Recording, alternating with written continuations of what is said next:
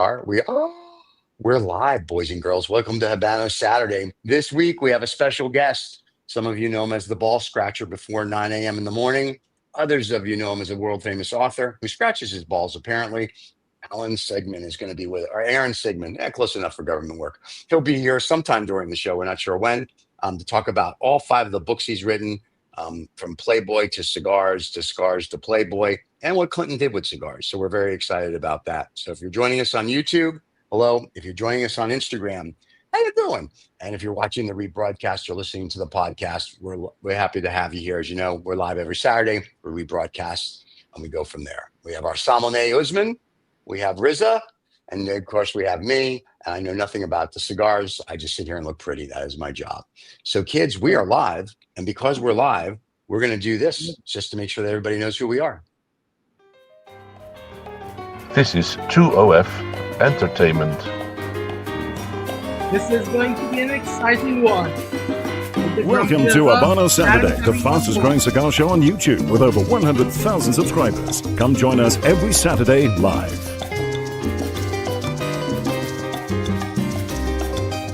Every Saturday live.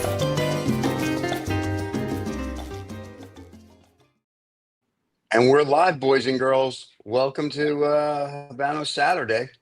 And we have our special guest that may be coming. And we're still waiting for Usman to go live on Instagram, but he'll get there at some point. He's live on Instagram. I know, you are. Very exciting. There you go. Oh, and the fans are piling in. So, boys, what are we going to talk about before our guest may or may not show? If he doesn't show, I have a thumbnail for that, too. Steven, yes. You putting the comments on the show as we did last time? The comments are on the show. Cigar Analyst says, good afternoon, gents. And we say to Cigar Analyst, good afternoon to you. I can't see that on the screen like last time.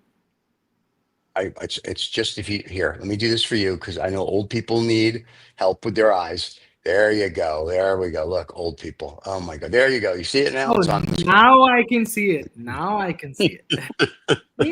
Now it's on the screen, kids. It's only your ones which has come up. With His Royal Highness, Mr. Raza, how are you?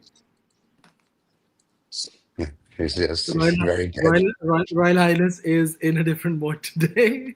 Yes, he's in a different mood, but this will be good. Hey, you know, we can talk about what we talked about off air, boys, and that'll be a fun show. But before we get into that, let's discuss. Are we smoking cigars or no? Oh, yes. Mr. Rizza, what are you smoking today? Let's do a close-up of you. He's smoking in a Rizza. A little zoom out, please. A little zoom out, please. Oh, yeah. Perfect. Robina Famous Sauce, if I'm not wrong. Very nice. Are you actually speaking today, or are you going to be Harpo Marx today? That's what we're trying to figure out. Do you have your horn? He's just going to be like silent observer today.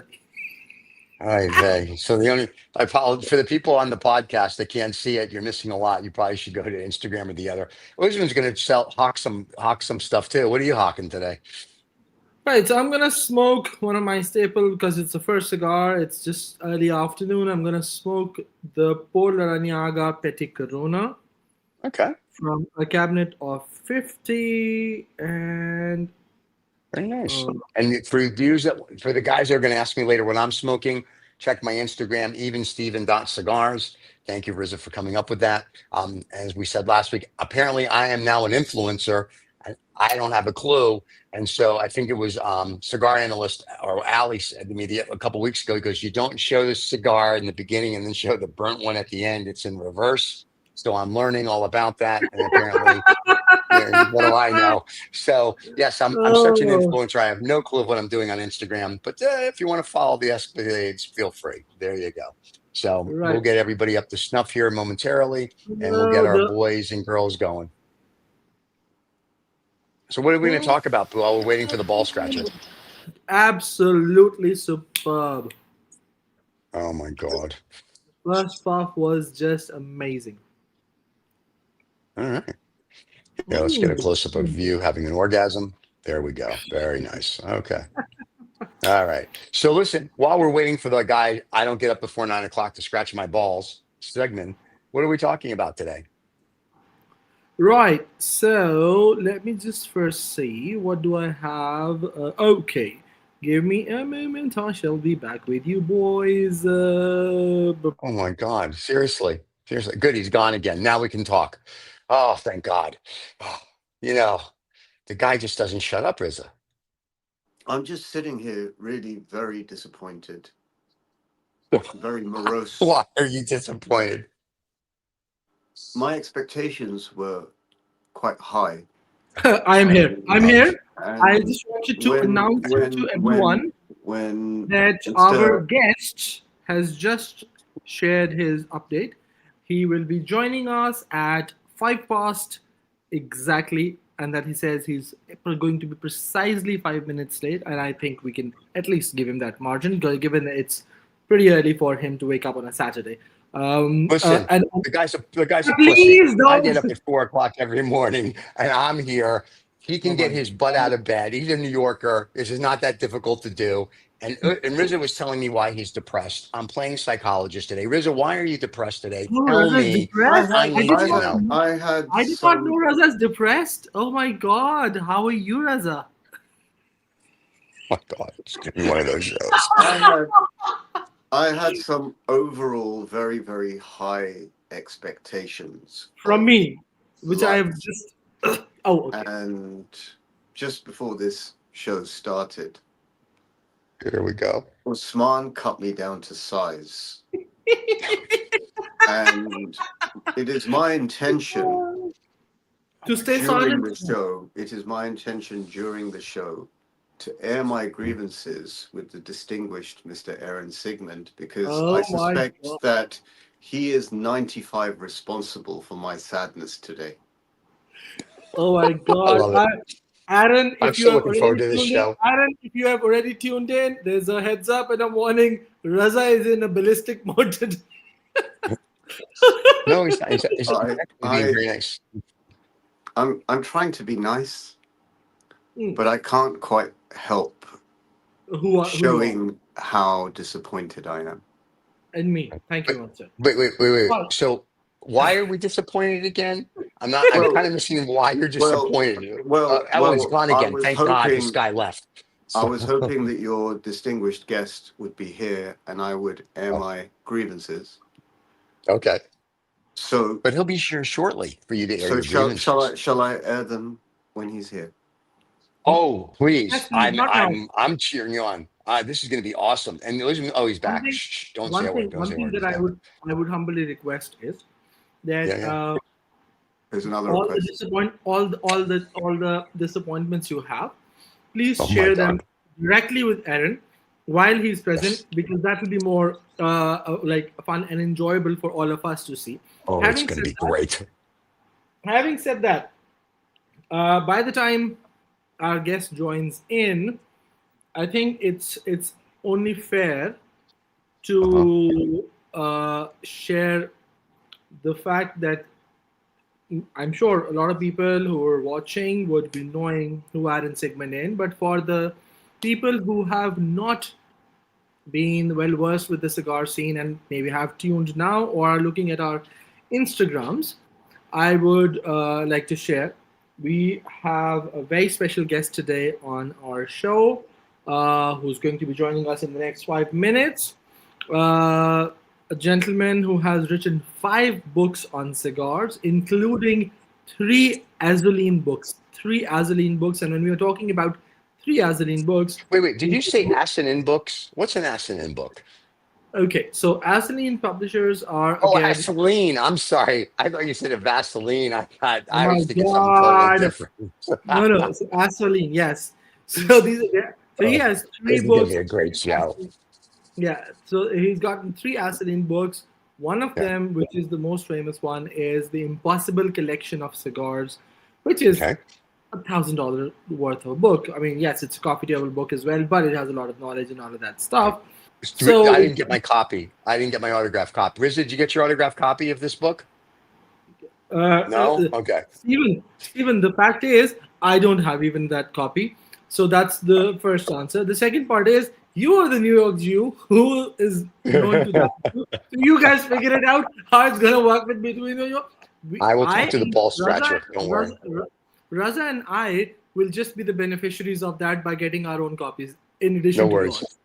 I will talk to the ball scratcher the minute he comes on and go, "Where's our book?" So don't worry about Oh it. my god! Oh my god! We have Qasim saying hello, afternoon, gents. We have Awesome. I got his name right, by the way. Hello, Yes, our yes, our Riza. our dear fellow, the Royal Raza has his hands on. Yes, sir, His Highness. I didn't want to interrupt any of you. I just wanted to say that I have had the privilege of touching that book. I touched something too. So is that I don't know if it's a privilege, I'm just saying. So it wasn't a book, by the way. I'm just letting That's people all I know. had to say. Please carry on. I Really, didn't mean to disturb. I can't. Lisbon's no longer on the show. It's just you and I. Now we can talk about him again because this guy just doesn't stop. Bum, bum, bum, bum, bum, I think bum. what he's You're doing like, I'm is Salmonet. Yeah. given the social media interest on. Oh my Well, God. he's worked out how to put this on Instagram Live. So those are the people watching there. Very good. You've Yeah. got your audience watching on LinkedIn and listening on Spotify. Yeah. So there's. And we have the Can I privilege. just give one important message? Just one important message. Please, If you we'd like love to this hear this. content, do subscribe and do like and do Yes. comment. Even the negative comments are Yes, we like comments those. that help us improve the dialogue. I'm trying to improve by toning it all down. Oh my God, this is going to be one of these Oh shows. my It's going to be a god! long friggin' day. So I can tell it's going to be one of those. And just because of that, Riza, there you go. Drum roll. Yeah. Mm-hmm. And so, and when what's his face comes on, the ball scratcher. No, I'm just kidding. So, we Someone have give stuff Raza going a Red today. Bull. Ali is saying We we got should give stuff going Raza on. a Red Bull. We should what? Mate, I invented Red Bull. Relax. Oh my Yeah, god! oh my God, this is going to be too funny. Yeah. And then we have honestly. this for some of the people. There we go. So we have a whole bunch of stuff for the kids going on today. So you stick with us here in the show. This is going to be one of these interesting shows. David, the partner in Yes. 2OF, has given us tons of new sounds. So we've got tons of stuff when we have guests now, from audience laughing to boo to gunshot. Here we go. There you Qasim is go. asking. Qasim is asking, Yes. what are we smoking today? So Qasim, just so that since you joined late, I am smoking a Por Laranaga Petit Corona, and His Royal Highness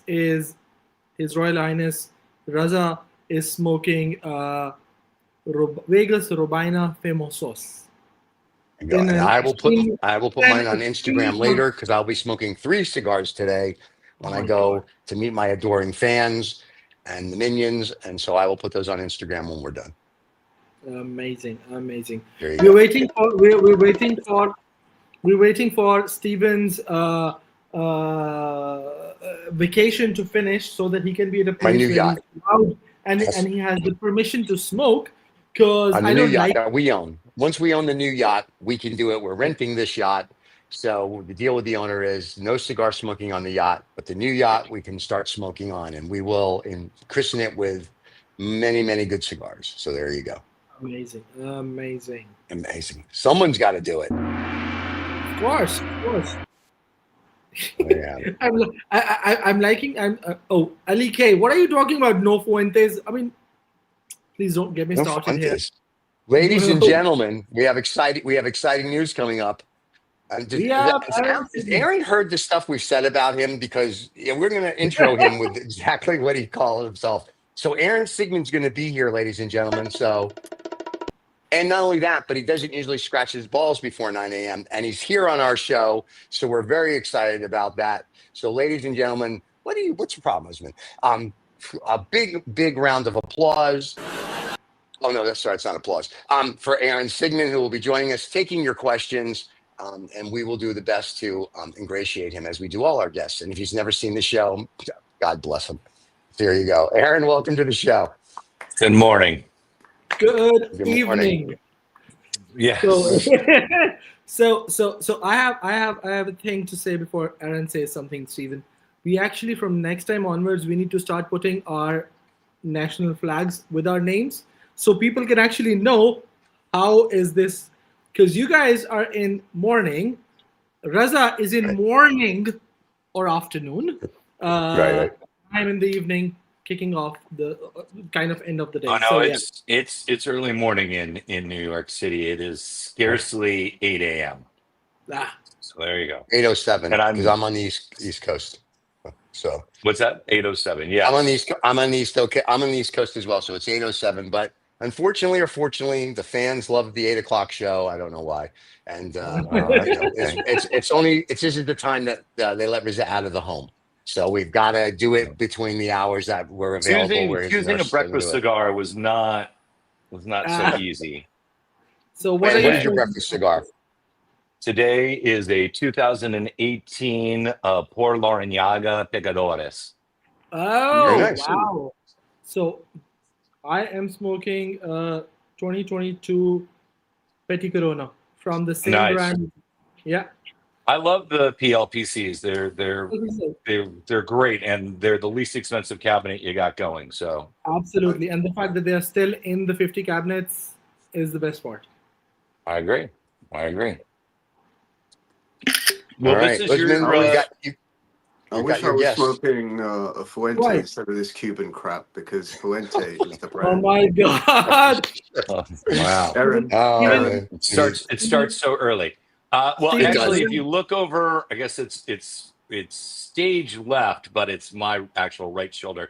You can see in the corner there are two little miniature Carlito bobbleheads. So Mhm. Carlito is watching yeah, me right at in the all corner, times. Yes. right in the corner. Yeah. That's Yeah, right. you can see. That's right. Aaron, is that tea or coffee? That is tea. I'm a tea drinker. I'll have an espresso now and again, but I'm Cheers. I'm Cheers pretty to that. much just a tea guy. Cheers to that, indeed. Yeah, Geo, everybody. no, For always have been. a lot of Pakistani fans, they would also like you for that because we are a tea drinking nation. Yeah, I just my wife's Instagram is completely dedicated to coffee.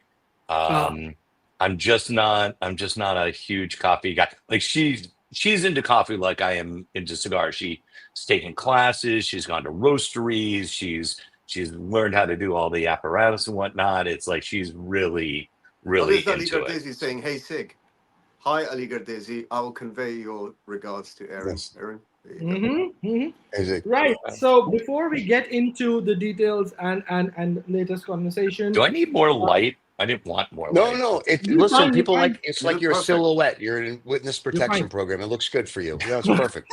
Don't change a thing. It looks Yeah. perfect. Right. I'm There still you in go. it's not really my pajamas, but it's a Very pajama cool. I like top. Very those. cool. Very cool. Those It's are it's actually. got I was going to be. Those are stylish. it is. It's Alex Mills. I think the girls bought it for me. They're a New York designer. So there you Right. go. Very nice. Reza, Aaron, is let it me too dark in there for you, baby? Is it too No, bright Oh no, for no, you? no. no. Or what? I exist in I He's exist in a perpetual state of darkness. But let me ingratiate There it myself with goes. you right now before the show starts. Right. Oh my So God. I should be able to get away with saying quite a few things. I am gonna go buy your book today. You sold one right now. Wow. Wow. Well, There you shit. go. Dash can take lunch money home tomorrow. That's There you So go. fantastic. now, but I Appreciate am that. very upset. Generally speaking, I was Ah, going to buy okay. more copies. Right. And in the later, if you're still around later, I will let you know why I'm upset. I can tell you that you have a super fan on the screen here. Okay. Usman. Oh God, please. First of all, he's a super fan. Second of all, I Yeah, it's like a guess schoolgirl he's read crush on your Elvis. book. He's read your Right. book in a way like no other. And I don't just mean looking at the pictures. You know, he's done And things in I that book you can't asked say on him, screen. I Yeah, asked him for a you probably synopsis of could, the but book, and I the don't want to. synopsis in itself was very nutritious. But I'm Right. going to hand over to Usman now. Thank you Usman, very much. So Yes, really quickly, Stephen, where are you? There's a thing. It's called Earth, third planet from the sun.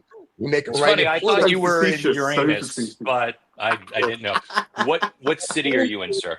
With you, Aaron. Stop it. There's secrets that are supposed to be safe. So now I'm sitting right now. The joke is I'm on a yacht in Monaco, but I'm really sitting in Tampa, Florida. So on a yacht. Tampa, So there you Florida. go. Yeah, Tampa. sure. Where hopes and dreams go to There's die. several huge part of the new book that takes place in Tampa. We did a lot of photography in Tampa. One of the Ybor City. things, Yeah, absolutely. Yep. One of the things we really wanted to accomplish with this book over the 17 years that Ian Spanier, Usman Wait, wants to wait, say wait. something. No, wait. Yeah, yeah. God Because forbid. before Raza started to hijack everything. He's like So that. yeah, so I was actually going to talk about it, but you showed up, so like let's get him on. So Hey, you for know the what's really cool? If the guest fans, gets to speak, that would be awesome. for the fans who have not seen or who don't know or by any chance want to know, this is the first book we are talking about, the Playboy Book of Cigars by this very accomplished author sitting on our screen. Yes. And but the most of the discussion, guys, I need Oh, is this is what happens about when little girls pick up the books. latest, the latest version. I'm sure Aaron has another version of it. I was lucky to get I have one a of couple those. versions of it, but yeah, Yeah. Yes, I had a virgin I was, once. Oh, I never was, mind. Go ahead. I was lucky to version. get the That's right. copy from a limited edition run of 300 cigars, which Aaron has done for Edmundo's London, if I'm not wrong. And there are a few more with two of my dear friends, Raed Sakfalet in Dubai with Leaf Monster Dubai, and with two of my famous and favorite people, which is Love Woody and Najat. Oh, Najat love them. and Woody. So Yeah, they're for great. Club River Beirut. So It's and true. So there now were over to actually, you.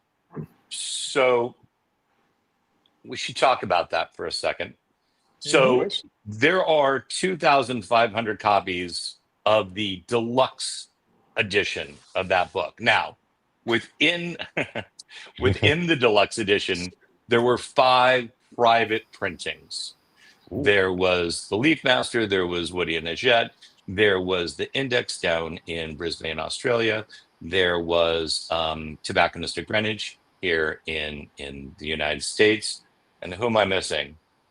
Edmundo's, Edmundo's. and then Edmundo's. So those are part of the 2,500. The standard edition, Getting hot in here. the standard edition of the deluxe edition, or the just trade edition of it, is this one. It's the one with the blue cover. Very It's nice. hard to right there, and then voila, Ooh, is there you that, go. and then there's that. That's But beauty. I'm going to show you guys something that, and it's not a grown man's penis. I'm going to show Okay. you guys something that He knew. nobody He knows. else has seen, because I'm the only one with a copy of it right now. Okay. And that is, so that's the deluxe version of the book. And the deluxe version, I guess, worldwide, there's a distributor in South Korea, and he sells it in Japan as well. There are a couple copies that kind of filtered into so. Hong Kong. So the book is in Asia, it's in Australia, it's in Europe. But the book that will be worldwide, which is an unlimited edition, and it depends on where you are. In the United States, it comes out in the middle of October. In the rest of the world, it comes out in December. And this, Oh, wow. first time seen anywhere, because I literally just got it. This, Very cool. I need a snapshot. I need a snapshot, Aaron. Yeah, Hang hold on. on. Ready? 1, That's 2, a 3. snapshot. There. Oh my God. That's it. That's done. We're done with the show. Thanks, everybody. That's wonderful.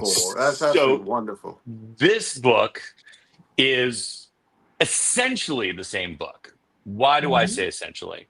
So it obviously doesn't come with the fancy slipcase that all the other ones do. The printing isn't the printing and the price point. The price point reflects the fact that this is not a deluxe edition of the book. However, there is one particular difference here. This is 8 pages longer because it needed to be longer.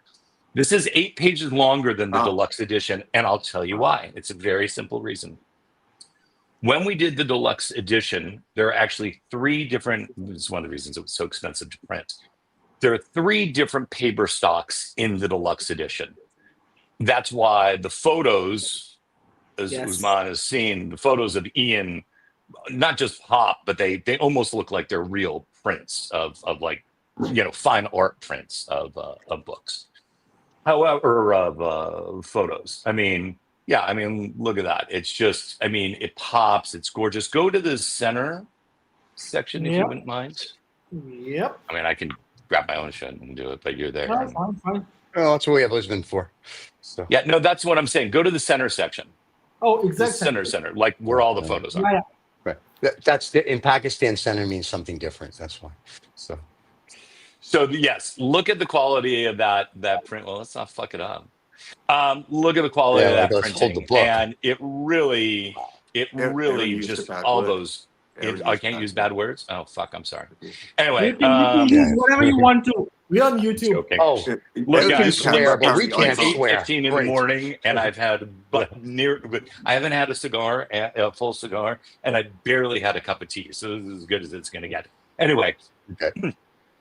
because we use 3 different paper stocks. Specifically, we use a very, very particular paper stock for Ian's photography, and that you have to do what are called signature breaks or sig breaks. So with a book like That's that, it is. So a signature break in a book can be 4 pages, 8 pages, or 16 pages. However, when you're using all those different paper stocks, it can only be broken up into 16s. So there were a couple of things, especially in the history chapter, we wanted to do, and I actually can point that out. So I wanted some more vintage antique cigar labels in the history chapter, and that wasn't possible because it was just added pages. So like this book has, I don't know if you can see that. Wow. This book Yeah. has this. Yep. And oops, there we go. And the other book does not. So it just, and there are a couple of different things there. We added a photo, funny enough, to Ybor City. We ordered a spread. We added this is an all new spread in the history chapter. We added some new photography. There's a full new spread, not nude spread. Thank you. I appreciate that. There's some additional photos. This coming from the both. guy who did the Playboy book. Look, man, Playboy the cigar, fact I know, that my right? book has a centerfold and cigars, don't be jelly. Anyway, There you so this book, which is now on my lap, and so therefore you can say it. So this book will be out in the UK and the EU. I want to say it's the second week in December. So it's it's almost a 2026 release, but it's not quite. But in the United States, this comes out October 14th. So there you go. Very nice. So that's it. And where will people be able to buy I it? want that one. Where will This people be able to buy version of the book, this is Yeah. the version of the book that's Amazon, Barnes and Noble, Target. This Gotcha. is Is it on worldwide. This is pre-order? huge Aaron, is it on e-commerce. pre-order? It is on pre-order all around the world. it? Really? And what's the price point so the fans will know? So the standard the standard edition is $85 US. Oh, that's not I don't bad. know what it Very is nice. worldwide, and the deluxe edition is $195. But there are Very differences, and I want. Yes, you get some bonus material in this, but the caliber of the printing. Not that it's bad. It's just it reflects the price point. So it's Gotcha. you can as I tell people, if people really want to like look at a pretty book, and then they want to read the book, this is probably easier to read. Okay. It's not simpler, but it's more convenient. Anyway, Makes right sense. here, right now, for the first time ever, that's That's it. so cool. And there are only That's 2 cool. copies in the world, and I have both of them. So there you go. Oh, wow. Because they're still Very they're still nice. in the There's some of them are still shipping, some of them are in the warehouse. Blah blah blah. Anyway, What was his so there you address go. again in New York? I can send Nunzio and Rocco to get my Yeah, copy. exactly.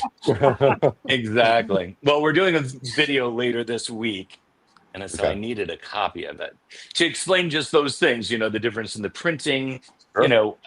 Printing itself is very expensive, and as Usman looks at his book, he'll notice like the gold leaf, the gold pages.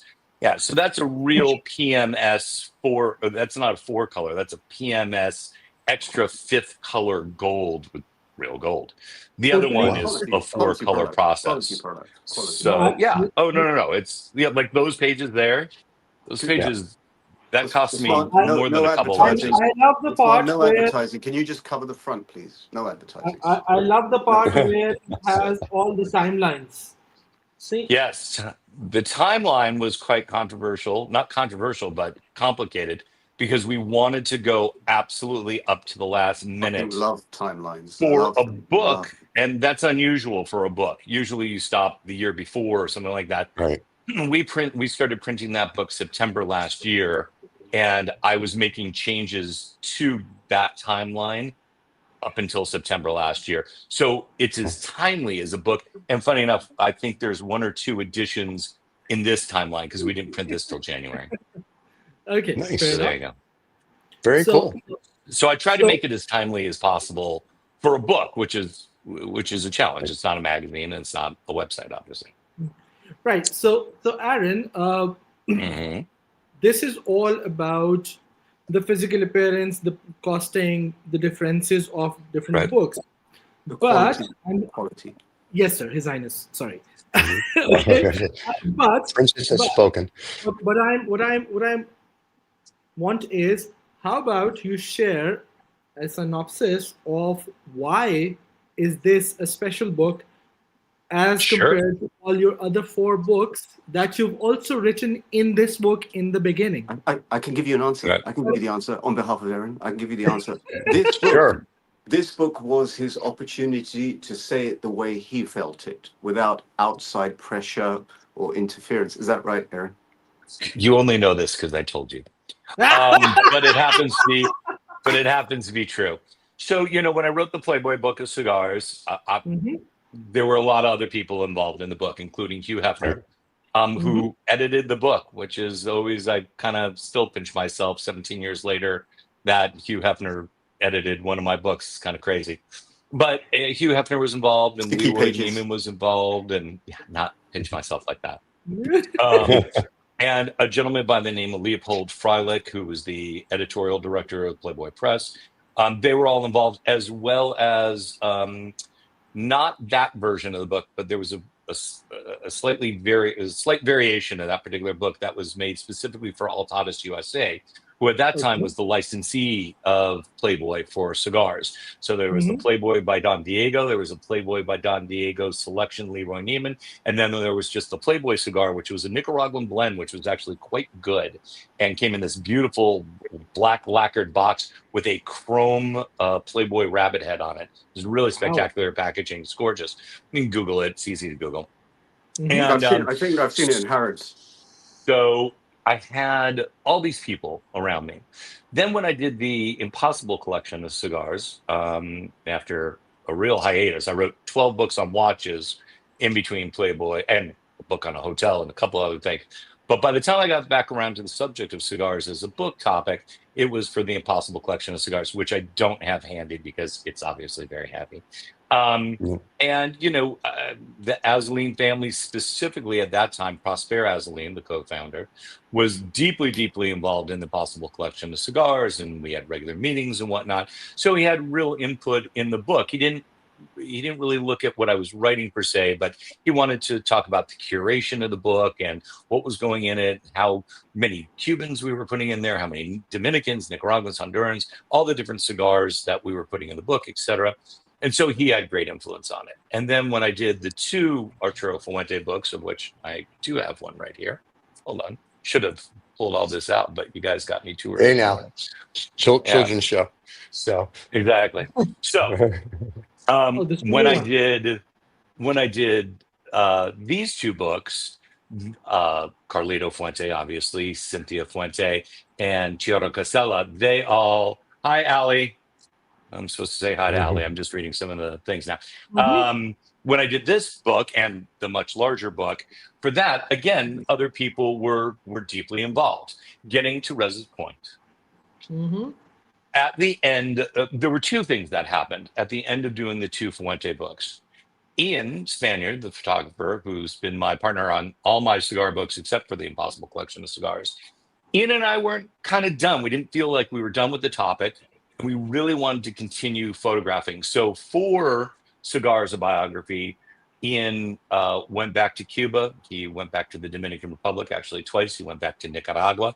We went to Connecticut. We went to the Connecticut River Valley to be with them for that. So we're in 25. So that would have been the 23 harvest for broadleaf. So we went up to Connecticut. We went down to Ybor City. We hung out with Steven. We were related, and but we were down there and we saw Liana Fuente and we saw the Newmans, who were gracious and lovely. Spent a couple of days at their factory, and then we went all around town. So there is true original photography in Cigars and Biography. So much so, there just is no other portfolio or body of work when it comes to cigars. Ian shot all the images in this book over a 17-year period, and nothing exemplifies that better. There is a photo, I want to say it was either from 2007 or 2008, of the Partagas factory in old Havana that he took, and then when he went back in 23 or 24, he took a photo almost from the exact same angle. And so in real time, you've kind of seen what has happened to that building, but it also exemplifies really the passage of time of the project. I mean, here's one photo in the exact same space, and you know they're 15 years apart, and nobody has that. And then we have portraits of people who are no longer with us. Senor Padron, Ava Uvezian, a lot of different people, and we really wanted to articulate in a visual way brands, not just showing the logo of a brand, but the people behind them. And we did that with the brands section. So, but again, it's only because Ian has this entire cachet of formal portraits with these people that he's taken over, over a 15-year period, 17 years, essentially. So there you go. And my question, let me ask you this question. So you did books on watches, you did a book on a hotel, you did a book on travel. And I'm going to do my first book, and then I'm going to read another one next week. So I'm very excited. But your mother and I are very proud. I thank you very little. So my question is then, what got you in? Anytime you want to jump in, as I'm doing all your stuff, what got you involved in cigars, and then what got you to a point where you're like, you know what, we need to have a book about cigars? What got you to that point? You didn't read my bio, obviously. Well, I know. Even if I did, the fans have to know. They don't read your bio. They can't read. Have you met our fans? So, well, I don't think it's any secret. I've been in and around the cigar world since 1991, professionally, and then as a consumer since 1985. So I met Edward Sahakian Sr. and Desmond Sauter. I was going to school in England for a while. And Des and Edward, just for whatever reason, they took pity on this dumb American kid that somehow got into Cambridge. And I spent a lot of time. Thank you. And I just spent a whole bunch of time with them. I would take the train in on the weekends, and I'd spend Saturdays with them. And Des would hand me like really old cigars. He was really the first guy to really truly explore not just vintage cigars, but vintage stuff. So even in 85, I was smoking stuff from the 60s and the 70s, and it was great. And every once in a while I'd go to JJ Fox and I'd see Michael. Michael's like, oh, this is from the Hoya de Monterey from 1930, whatever. And he's like, you should try this. And they were really into educating me on the full breadth of Havanas, which, I mean, to say I'm grateful is an understatement. So little would I have known that when I was going to graduate school in Los Angeles, I wound up becoming the general manager of the Davidoff at Geneva Storm Rodeo Drive, which is no longer there. But that's how I got my start in the cigar business. So, Reza, you know this to be We love Davidoffs here. We love them. We Oh my God, absolutely there you adore go. them. Oh yeah, well, you would liked it. I was on the team that both launched the Special R, so early on, and the Special R. Double R. There you go. Wow. So then I started Smoke Magazine. While I worked for Davidoff, I wrote the business plan for Smoke Magazine, which was the second kind of worldwide glossy, celebrity driven. I'm using you because there's a beautiful photo of my premiere issue copy of Smoke Magazine with Pierce Brosnan on the cover. It's a lovely It's a lovely cover. Anyway, so I did Smoke Magazine. After 3 years, I sold my interest of the magazine to business partners, and I just stayed in and around cigars. I was the creative director of General Cigar. I got to launch the Benji Menendez Partagas, and I just kind of stuck around. I stayed in media. It's not that big of a book, Usman. You can. Well, for Usman, it Anyway. is. I He's know. little hands. The So- way I'm sitting and where I'm sitting, it's a. Well, you know, So, if you get out of the loo, it would be I'm great. feeling even sadder now. So, yeah. Wait. You guys continue. I will. So, Aaron, I thought, you know yeah, what, dead air. you know what? I thought this book, the biography of Cigars biography. Yeah, originally I thought this is a very nice, beautiful product, pretty book, very informative. But now I'm beginning to think it's a historical document. Well, it is. So to give you an idea, and this is There is not no a brag, charge this is for just that. the way I appreciate that. Your typical contemporary novel is 80 to 100,000 words. That book is 107,000 words. And there's just never been another cigar book like that, period. End of statement. It's just, it is what it is. And now I'm sure some of those words are superfluous, but even if we chop it down and say there are 90,000 good words in there, it's still longer than most novels these days. Did you find it's in the cigar boom chapter, baby? It's between the binders. It's between the beginning and the end. No. There you go. This So, doesn't sound like a book. I it just want to sounds like keep a them focused symphony. on task. I mean, I'll Right. dig out my copy. Yeah. It's so. This is what we have to work So with. you know the book is definitely the biography, and I was inspired. There's a book called Salt, and there's another book by called Cod, both by the same man, and he tells the history of the world through the mineral salt and through the Right. fish cod, and they're brilliant reads, and they're somewhat academic. And did you find it? Do you want me to find it, baby? I can't. Wait. Okay. All right. Oh, 'Cause wait, I can't. it's going Oh, off screen. wow. Thank He's God really he's focused on on it. again. Very underprepared. Very underprepared. Yeah, he's very embarrassed. We're so sorry. I didn't really I mean mean, to throw him out. Yeah, But he's talking- This I he book- never stops Don't worry. talking. He's the worst co-host we've ever had. I mean, listen, he's a I have to sommelier. say, He this is throws the it most around. Bill's like into educational tea. I episode. like how everybody's into tea. Not only do I have my hot tea, which I'm almost done with, my milky tea, and then I have my cold tea right on Very deck. nice. Like I'm really a tea guy. So anyway, Okay. Yes. so okay, I'm just gonna find it because this is just No, Because by the time Grandpa finds it, I'm just showing it to you. You guys continue. Okay. he Okay. wants to see the picture, not what you want to show him. Go I ahead. know. exactly. Smart, super fan. Thanks, Steve. Super fan. So that's it. Yeah. So you know the book is really kind of a culmination. It was the book. You know, we talked about the Playboy book of cigars, which I'm very proud of. Right. It was a really fun project actually. But I always felt like we should have had a second edition to it. I mean, it's definitely very dated. I mean, that book's going on 20 years old. And Playboy, since Hef passed away, since Hef died, did you find it? Oh, thank God. Thank God. It took you long enough. She's like, we have a there to do here. There it is. So that was Oh, sure. yeah. So Smoke Magazine was the second magazine.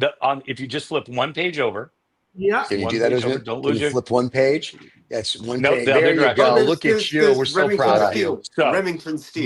you had Cigar Aficionado with their original logo there. So you had Cigar Aficionado, and then 2 years later you had Smoke.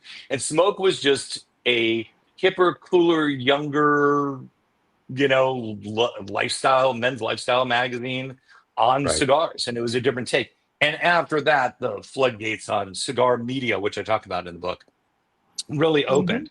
Now, Cigar Aficionado was not technically the first cigar magazine, but it was certainly the first cigar luxury lifestyle glossy magazine. And Smoke was number 2 worldwide, hands down. It was what it was. And I wrote that business plan while I was at Davidoff. So when we didn't have customers coming in, celebrity or otherwise, I would write the business plan, and I wound up raising the money for Smoke, and that's history. And there are little parts of that in the book, in the new book. In the big book. And I will tell you, I used to subscribe to Smoke Magazine. So I remember There you Smoke go. Magazine. I appreciate There you it. go. Yep. And it wasn't, I if I'm not mistaken, it wasn't monthly. It was like almost it came out almost like a periodical, if I'm not mistaken. Yeah, It's it been a was long time. it depended on the year. It was 4 to 5 Yep. times a year. Yep. And that was I remember actually that. one of the reasons I sold my interest in the Cigar magazine. company. Cigar Aficionado had gone to 6 times a year, and I really Right. wanted to as well. And my business partners, who were 3 brothers, who I talk about a little bit in Cigars biography, Mhm.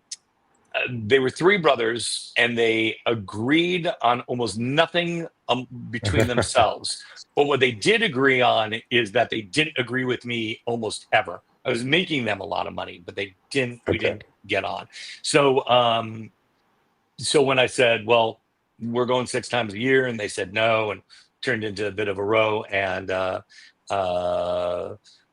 we had kind of a come to terms, the kerfuffle, I guess is the best Right. word, and I left. And funny enough, Smoke was always supposed to be part of a trilogy: Smoke, Drink, and Eat. And I found another set of partners predicated on the success of Smoke. I found another set of partners, and we did Drink magazine. So Drink came out. Oh. I never did Eat magazine. Mhm. Mhm. There you go. Very But cool. it was always going to be for the alcoholics out there. So well, it was very interesting. There was exactly. So there was another publishing company here in New York at the time, and they had 2 magazines, and they would come out with a magazine every month, but it was every other month for one of the magazines. So magazine A would come out in January, and then it'd come out again in March. And then B would come out in February, and so on and so forth. And that was kind of my whole idea about Smoke, Drink, and Eat. We would do Smoke magazine, like 4 times a year, and Eat and Drink, either 3 or 4 times a year each. And then, we just kind of have this rotation.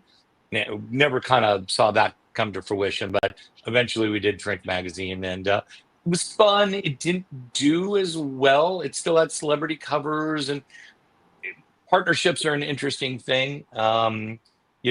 These guys, I said it had to be the same size as Smoke magazine, which was an oversized magazine. They didn't want to do that because it was additional paper and printing costs and certain little things. And it did fine. It always made a little money, broke even, blah blah blah. But it never kind of captured a zeitgeist like Smoke did, and that's a shame because almost immediately after we just decided to walk away because we weren't really making a lot of money. We weren't losing, but it wasn't going anywhere.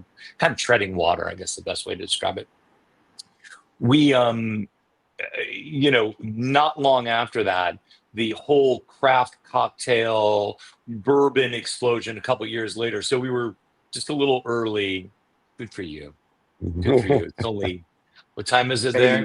It's like 1:00 in the afternoon there. Bailey's in the Like afternoon. 1:30. It's 1:30. Just for the benefit of the audience, Aaron used, Mr. Sigmund used a very complicated word. He used the word zeitgeist, which means the ghost of the times. Oh my God, here it goes. Here we go. It's going to be this show again. Okay. Whether you're going to be on mute today. Okay. So that's it. So you asked me. So that is a very, very long answer to The why, question that we forgot. and the question you forgot, which is why did I actually feel the need to write Fucking this good book? answer. And I Fucking good did. answer. Thank you. And then and I just thought this wasn't a book that had been written. I love Nick Falks's book. I think it's great. And Richard Carlton Hacker's book is a nice Cigar 101 book. I think it's very nice. PG's book back in the day was okay. I mean, it was fine. There you go. Yes, I also wrote the very first cigar book that I was ever involved in. I literally have 1 copy of every book because I'm here in my office. Is this There book? you go. And Yes. I wrote the forward to that from Mark. Funny enough, I never met Mark. His publisher reached out to me, and this came out while I was still doing Smoke magazine. So here was the thing: they wanted me to write a book, not this book, but a different book. Right. And I quoted a price. Oh, look at that! Very nice. I quoted a price. Another bigger fan of yours is live here. Yeah, I know. I know who I signed that book for. And I don't sign that book a lot. So they came to me and I named my price, and I said, well, I mean, this sounds vulgar, but it is what it is. I was doing really well at Smoke magazine, so I'm like, this is my price. I was doing all right. And I said, if you guys want me to write a book, this is what it's going to cost you. And they said, oh, well, absolutely, never pay you that. So I said, okay, no problem. And I don't know, a couple months later, 6 months later, they come to me and they said, "Oh, will you write the foreword to this other book?" And I said, "Yeah, absolutely." I'm like, "What do you get paid for that?" And they're like, "Oh, absolutely nothing. It's like, it's an honor."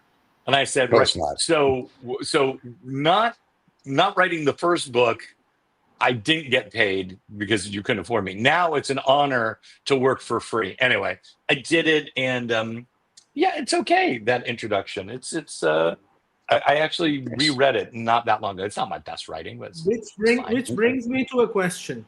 Yes. Oh, thank God. No, another one. You have Oh, you my- have Same thing. Wait. Oh, here he goes. Wait. You're gonna go through the Oh, book we and look found for a a picture. page, so that's So good. listen, I'm everybody, glad we'll you- be taking an intermission for 6 hours Wait, while Elizabeth wait. tries to find a picture. Oh my God. You have mentioned It's not for the Mm. pictures, it's smart. It's for the text. Raza, may I? To all my fellow writers who keep the cigar smoke wafting, especially Gordon Mort, Greg Motola, David Sabona, Ghislaine Tesson, and Nicholas Fawkes, I deeply respect you all. But Yep. your Yes. foreword is written by Tom Chamberlain. That's Why? true. Tom is right. Oh, I'm not Thomas- doubting. I'm not doubting Right. Tom's abilities, and Tom, I love him. Right. He's a great friend. But why Tom was the choice? Why didn't I have one of those people? Well, so the dedication is the dedication, and Tom's a friend. He really likes cigars.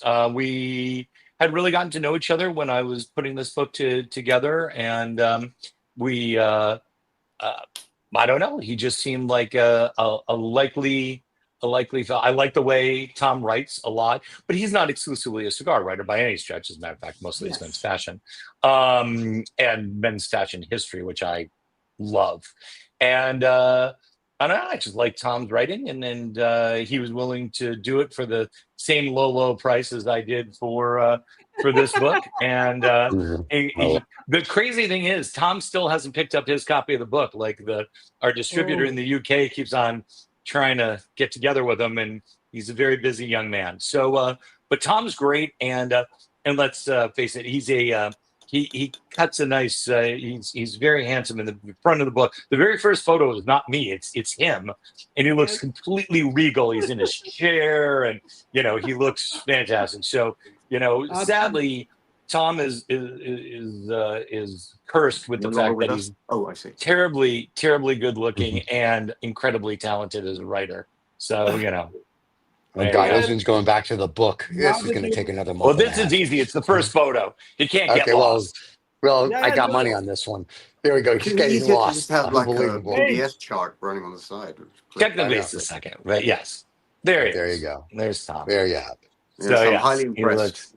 Yes. Yeah. And Tom's just a good guy. I just really, I love our conversations. I guess I would have thought it was, well, the guys from Cigar Aficionado couldn't write it. They're all under contract.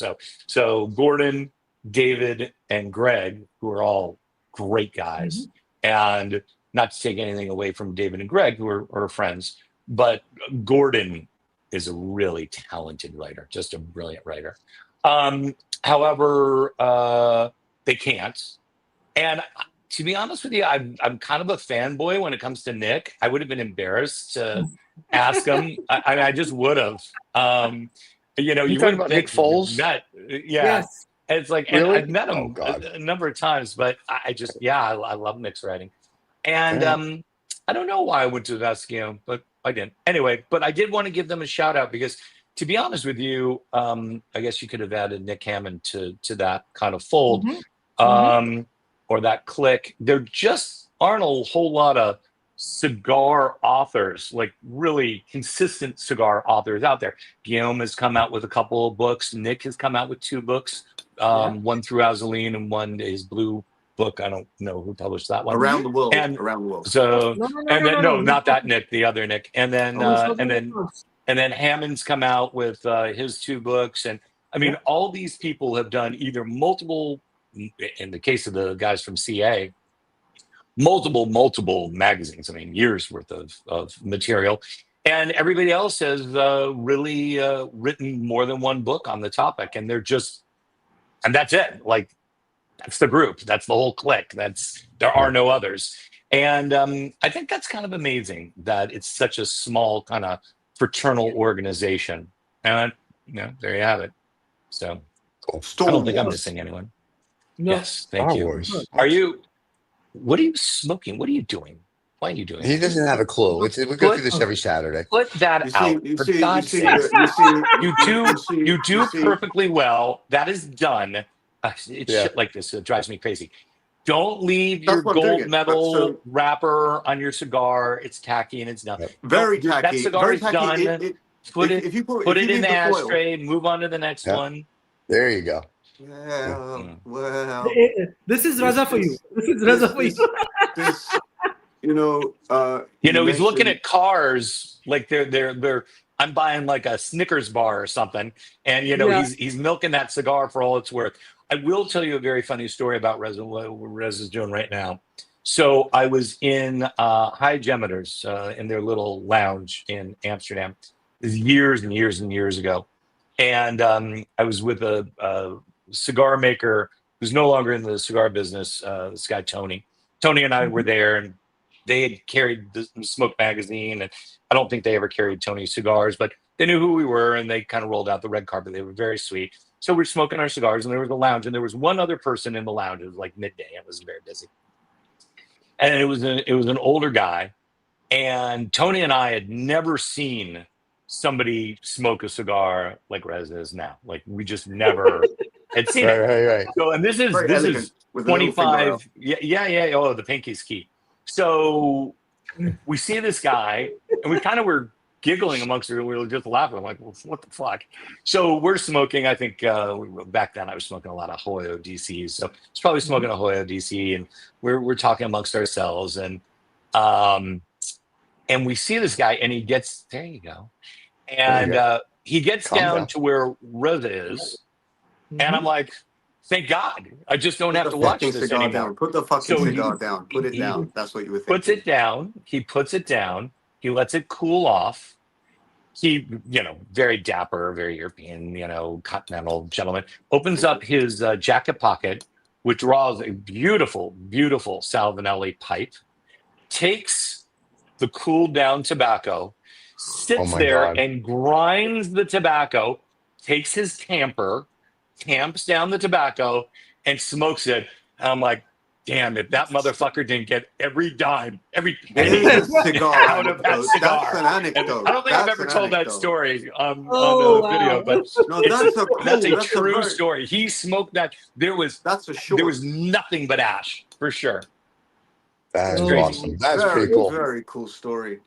Yeah. So here's the thing that the fans are going to probably want to know, and we'll apologize in advance. Both of them. How did you meet Simon and Garfunkel here? Well, I would never have in person. I know. I mean, but how'd you get? Well, you guys. I know you guys text because we get to read Well- them here at the CIA. But how did you guys meet online, or how did you guys hook up? How did you guys become friendly? Yeah, it's all Instagram. I mean, Tinder. Okay. it's Reza and I know I'm aging a lot poorer than he is, but we're relatively the same age, and we have both mutual, not just for cigars, but we have a real passion for automobiles. We both have Right. nice cars, and we talk about a lot of other stuff, and we just struck up a friendship, and that was it. I mean, it's social media. I don't always. I don't always post my own stuff. I mean, I have interns sometimes to do it, Right. but I always answer my own DMs. So if anyone ever Oh, writes very me on nice. any of the accounts, doesn't matter if it's Aaron Sigmund Books, Sig Cigar, Sid Cognac, or Sid Culture, I'm the only one who answers the DMs. All right, Very cool. So cool. that's it. So I Okay. answer everything, even if the answer is no, or I can't help you, or Or fuck off whatnot. even. I'm nicer than that usually. But Please I fuck off. absolutely always answer. Unless have- it somehow I gets have- in those hidden ones. So. I have a story to tell on that one, and I would second Mhm. that. Is that for the next episode, the story? No, today, right now. Oh no, he's going to bore us now. Go ahead. Yeah, of course I am. So the first time I got to know about Aaron and I started reading books, it's like a few years ago, and I was new to Instagram and all that stuff, and so I reached out to Aaron because, I mean, given the fact that Pakistan and the conversion to a USD, and also coming to know that the Impossible Collection of Cigars by Aisling is $1,000 plus book, I It's wasn't. 1,400 now, and it's Oh I think my it's God. 1,200 euros or Going up at Yeah. the same something. rate as Cuban cigars.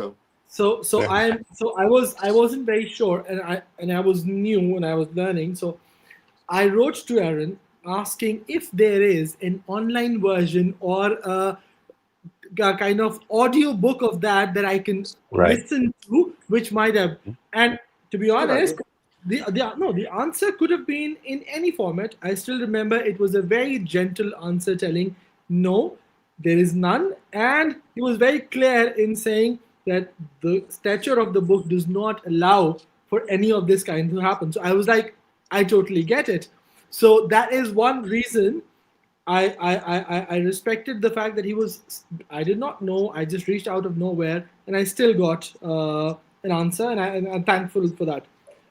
Yeah. So that's it. So I mean, I'm friendly and approachable, and I'm also kind of getting to that mentoring age where if people want my opinion on stuff or they ask me questions, I'm happy.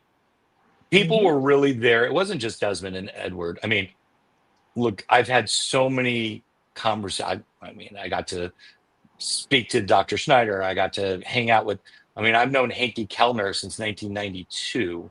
I knew Don Carlos. I've known Carlito for 30 years. Wow. Lito Gomez for 30 years. When I was launching the Benji Partagas, I spent so much time with Benji, talked to him about his father and in Cuba and the creation of Monte Cristo and then Monte Cruz in the Canary Islands. I've been really, I believe you create your own luck, but in this particular case, I was really just fortunate. It was just luck. And you have to remember, when I came into the cigar trade, there were not a lot of guys Rez's age or my age then entering the cigar business. It was a dying trade. The cigar boom in 1991 was not there yet. So people are looking at me like I would go to school and they're like, oh, what do you do during the day? Blah, blah, blah. And I'm like, oh, I run a cigar store. And they didn't know what Davidoff was, my classmates. And they were like, they're like a cigar store, like for my grandpa. And I'm like, yeah, it's a little fancier brand. And now by the time I was leaving that store in '93, the cigar boom was going on. Cigar Aficionado was was out. The Grand Havana Room in Beverly Hills existed. Pete Johnson was running their little tobacconist in the bottom of the. So I've known Pete. It's kind of like Forrest Gump with a few more IQ points.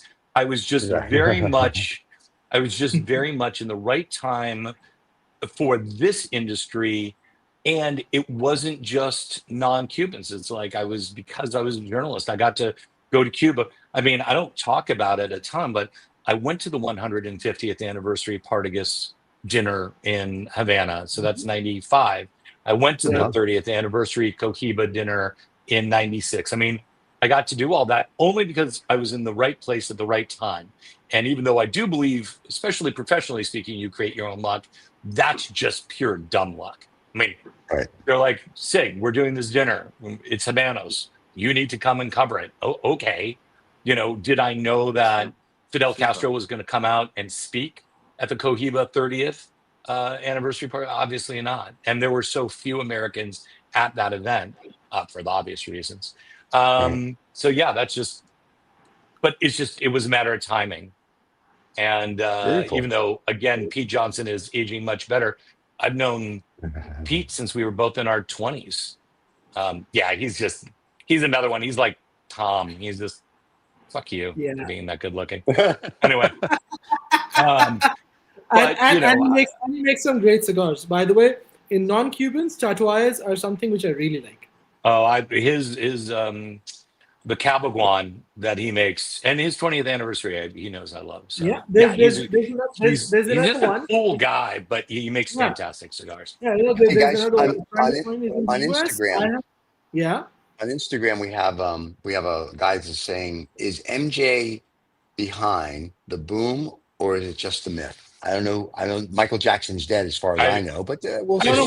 They're talking about Michael Jordan. Yeah, yes, he is not. He certainly was a contributing factor. Hold on. MJ. Hold, please. Let's People call, will let's call appreciate that Mikey. sincere. Either there's a cigar coming or there's something else coming. Well, it's a Or photo. if someone's breathing heavy, could go either way. So, Exactly. This is Hold, turning out please. to be there you one of go. the best episodes. Yeah, Yes, I guess it I is. wasn't prepared either. Hold on. Okay. Oh, great. Hold on. Usman's brother now is on the show, apparently. So here you go. For you people listening on the podcast Well, that are nodding I off take while it you're as driving. I take it as a big compliment, by the way. Okay, well, Um, you know, Hold on here. you're still 14 years old. No one cares what you say. So, Wow. It's really a Yeah. tough audio. Hey, I'll be did- honest with you. You guys are a lot first thing in the morning. Hold on here. Yeah. and I tell you, we're a Uh, lot last thing at night, Try to too. calm down. So there you Yeah, have I'm it. sure. I'm sure. Riz is being polite. If Usually it's this not, is Riza doing it, but Riza No, I'm was. just no. My emotions have shifted from sadness to uh, being ashamed of myself. Oh, you thank God. as well. You should be. Why are you ashamed of Um, yourself, Riza? I'm ashamed of myself for having been sad in the beginning, but because Okay, it's as very you should be. displaced emotions, I'm fighting with There my we go. own vanity. Hold on here.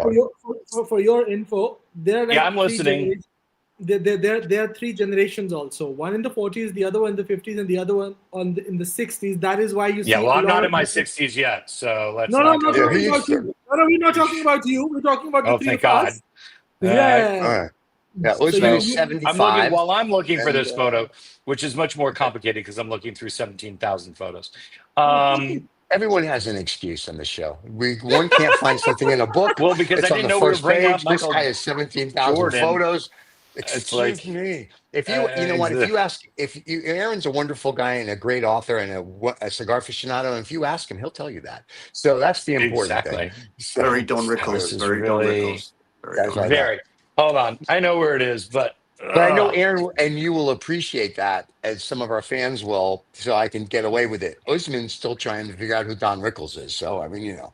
right, That's exactly. fine. That's Hold on, perfectly can fine. you guys? I'll Oh, take the that. camera's following me. It's really kind of Yes. crazy. Yeah. You can see I my know. office Big is brother. a bit of a mess. There we go. So this is MJ and I at the There St. we go. Regis. Thank God I write all this stuff down.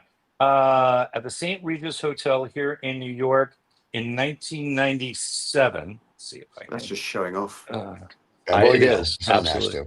There's MJ. Wow, Yes. look at that. Yeah.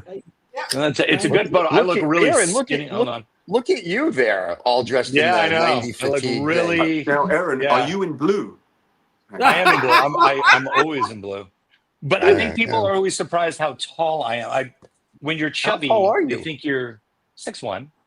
I'm He's 6'1" not. too, but Michael Jordan looks like he's only like 6'3" there. I thought he was taller. He's like 6'3", 6'4". Yeah, he's not that Okay, tall. so he's not that tall. I Those could are the play Air Jordans. They're about So 6 to inches answer your question, there is. I assume it was one actually read the book, but if he didn't, I will give him a little hint. He looked at the pictures. I literally trace the origins of the cigar boom, which is easy to do, from 1983. It's a very specific year, but it is the right year. From 1983 until, you can say, depends on who you talk to, 98 or 99. So if you go to a chapter that is called the Zino effect. Yes, of course. Yeah, it's There got we go. This is Zino gonna and take a while. the Baroness Felipe de Rothschild. Do you want me to grab my copy of the book, dude? Because Well, I mean, if you Anyway. want to do it in your lifetime, Okay. probably. If we're going to wait for Usman to find it, these kids that aren't even born yet are going to No, go to I'm already university. I am already on the boom. Oh, Yeah, congratulations. okay, so- Oh, God. Usman just looks at the pictures. I almost don't need to buy these books now. I was going to say, if we keep asking enough Well, I'm questions, we'll get hoping- through the I'm- 1,200 yeah. pages. So Listen, Aaron found it, Usman. Thanks for nothing. So there we Exactly. go. So that is Zino. Oops, there you go. That is There you Zino and the Baroness Felipe de Rothschild. On behalf of her father, who was still alive then, the Baron, Baron Philippe. So I met her, wonderful lady. She would make you call her Madame, and that happened before my time. I met her later. So Davidoff was a Cuban cigar. It was mostly known for duty free. They saw opportunity where no one else did in the U.S. market. So what do? They go to a very small town in Honduras called Santa Rosa de Copan, and they go to the Santa Rosa de Copan Fábrica de Porro, which was run by Dr. Boiso at the time, and they create the Zino Mouton Cadet. Now, it just so happens the very first commercial cigar factory that I ever visited happened to be that factory. Ah. And it was really old school and had a very distinct aroma. It was great. I just loved that entire trip. And that trip was that would have been 93. So that's 10 years after the cigar came out. So when Zino created a cigar in Honduras, he created an opportunity to come to the US market, right? And he saw opportunity where no one else did. And when that cigar came out, I can't remember all the numbers, but it is in the book because I was researching it then. It was the single most expensive cigar offered in the United States. And it was a phenomenal cigar. Still fantastic. I have a source where I get a couple of them still. I should have kept them. And because of a hurricane, they wiped out a particular tobacco. The blend changed in the last 5 years of that cigar, but the original blend, which was from 83 to 90, 97, 98, whenever the hurricane came through, was utterly spectacular. And Anthony, by the way, Stephen, I don't know if you see, Anthony says, yes. By the way, The Anthony pleasure thinks, speaking with because me. that has nothing to do with this conversation, but you had a good conversation without me, and that's fine. Reza's Okay, not heard, I apologize, Aaron. If I would have told Anthony, you have to shut up and wait for the show. But Right. I'm glad. How dare you talk to me without Aaron? What was I thinking? I was You guys I'm talk tripping amongst over yourselves. We'll just wait for you guys. It's fine. Yeah, really.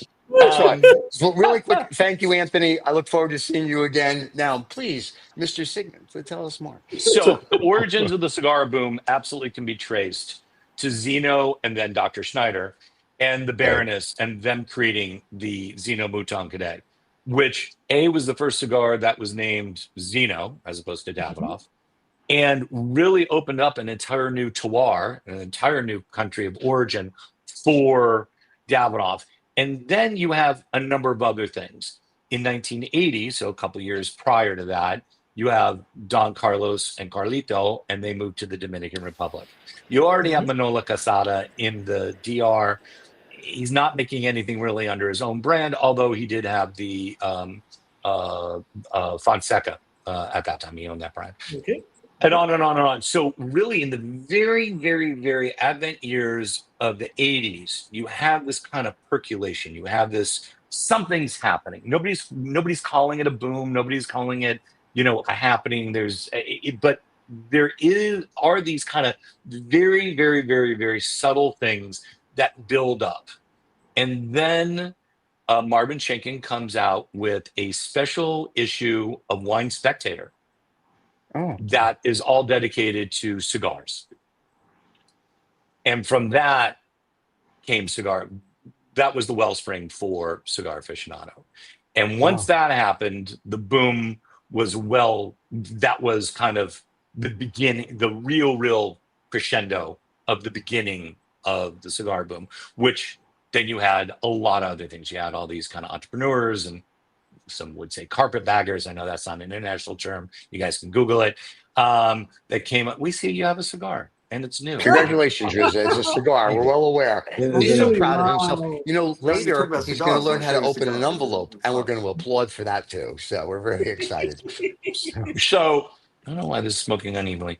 So and then it wasn't just Jordan. It was, you had all sorts of celebrities then going on camera. You had Schwarzenegger, you had Stallone, and you even had Demi Moore, you had Whoopi Goldberg, you had Ted Danson, you had R.I.P. Gregory Hines, you had all these people, all of them that were coming out. You had, Andy, yes, very talented dancer. He and his brother were a team. You had Andy Garcia. You just, all of a sudden, the whole world was smoking cigars. So Jordan and Jack always did, but it wasn't, when he did it, it wasn't a thing. And you had all the old Hollywood guys who did it, Hitchcock and Quick question. Zino Davidoff seems to have been almost the first cigar influencer. reasonable? I think that's well. You had you had Alfred Dunhill, you had Nat Sherman, Right. and you had Zino Davidoff, and all three of those 20th century tobacconists, those cigar merchants, really were the kind of global brand ambassadors for Right. cigars, other Right. than celebrities. So you had Orson Welles and you had George Burns and you had Alfred Hitchcock, and you had celebrities who Winston were very Churchill. much. You had obviously Groucho Marx lived for a very Right. very long time. He was a big obviously cigar guy. So you had celebrities that were known as cigar smokers, but it wasn't the same. Zino, who created essentially the first desktop humidor, the first walk-in humidor. Then he goes to Cuba, then he goes to Honduras. You had Nat, who was the distributor in the United States before the revolution of Bolivar cigars. He had his own cigars, he had his own cigarettes, he had his own pipe tobacco, and then you have Alfred Dunhill, who essentially does the same thing. So Nat and Alfred Dunhill are contemporaries. Zeno was much younger than them, and so on and so forth. And so you had those three men who spread for lack of a better word, the gospel of cigars. And Nat Sherman was the tobacconist to the world, and it's true. I mean, it was not a huge brand at that time west of the Mississippi, but if you were in New York, you stopped by the Nat Sherman store. It was a real place. And over the years, there were 4 locations. So there was the original one on Broadway, then there was 55th and 5th, then there was 42nd and 5th, and then there was 42nd between 5th and Vanderbilt. This kind of answers the question I was going to ask at the beginning of the show. Is like, Aaron, how do you know so much about cigars? And there's the answer. Well, that There you answers the question. Yeah. And thanks for keeping up with the show. That's great. Yeah, Thank you so much. And that also tells anyone who has not yet purchased the book to make sure they buy one, because all of this, Not an a advertorial. lot of this is already in the book. So instead of Aaron asking you to buy the book, I would personally say that is one hell of a book. Given the fact that Ali Gardezi, the Watching Cigars, has given me a challenge every single time, because every time I buy a new book, he already either has it or he has something other than that. So he and I are just like following each other. Okay, who's gonna buy which one first? And then so this one was also bought by Ali for me and sent to me from London. It's very, very kind of him. Well, I think, the nice thing about, there are a few added things, they're kind of expanded photo captions, but there are a few updated things in the in the standard edition of Cigars Biography. So I'm excited about that book. I mean, the other book is almost sold out, the deluxe edition worldwide. I mean, there are copies out there with retailers, but from a wholesale perspective, there's less than 200 copies. So, and let me just say this: this is coming from Instagram. It says, the guy goes, "Is this recording at the beginning or the end?" I'm going, it's getting towards the end. But I told, just so the fans know that are joining late, because you're not a real fan anyway. What are you even doing here? But anyway, this will be rebroadcasted later on YouTube, tomorrow, wherever you get your podcasts. And if Usman can get his act together, it'll be on all of our Instagrams as one of our stories that you can watch or listen to.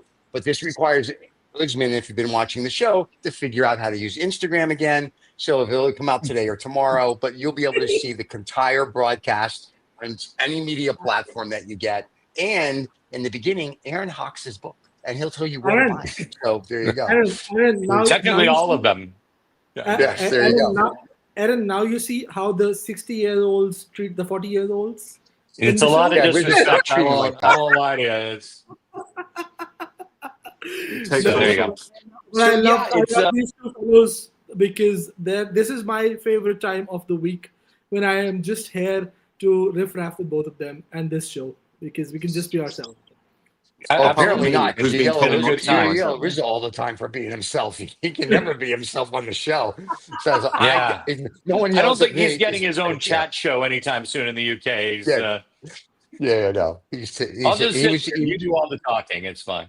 Yeah. No, you were great, and in the history that you brought, and we talked about this with someone last week. I think it was PJ or somebody else 2 weeks ago. We talked about the history of Davidoff, and you kind of gave us the rest of the history.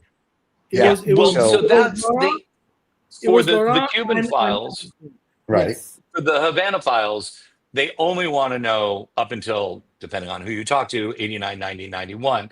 And then they think the Right. story of Davidoff really stops. But the fact of the matter is, Davidoff as a company was a real leader and a real ambassador of the cigar lifestyle from from 83 until now. I mean, they had stores. So when I joined the company, there was a store in Honolulu, which there isn't anymore. There was the Beverly Hills store, which isn't there anymore. Right. And there was New York and so on, as far as the United States goes. But that's really important that they made the investment. The other thing you should know, and we haven't talked a whole lot about Alfred Dunhill, when I joined the cigar trade, Alfred Dunhill was in, I always forget if it was Dallas or Houston. It was in Texas. They had Beverly Hills, they had San Francisco, they had Philadelphia, they had Boston, they had New York. I think they had Chicago, maybe on Chicago. But there were a whole lot of Davidoff flagships, and each one of them had a humidor room. And so I think that was another thing. I mean, it was really a push in the 80s. The Beverly Hills and New York and San Francisco Dunhills were stunning flagship stores, especially New York and Beverly Hills. And when they left Rock Center and they went to 57th Street and Park Avenue, the 3-story Dunhill shop there, the flagship, which had a giant humidor room and smoking lounge. There's just never been another place like that in New York. Even the Grand Event Room, because that was just a club. This was a retail store, and anyone could go in there, and it was just, and those things all contributed to the boom.